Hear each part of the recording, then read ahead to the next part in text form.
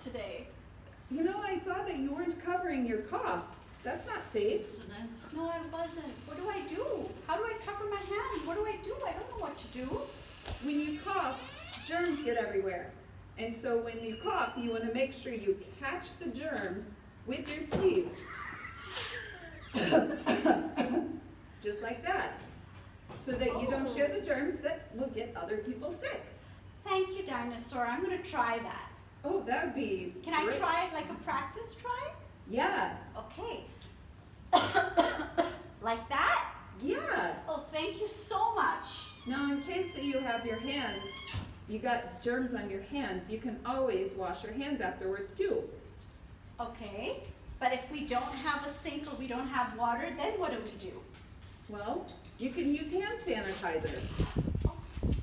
We have this little bottle here. You just put some in your hands. Okay. And you rub your hands vigorously. Make sure you get all your fingers and your thumbs and make sure it dries. And the germs are all gone. So it's all gone and clean. That's right. Thank you so much. Thank you. We're gonna stay safe and not get sick together.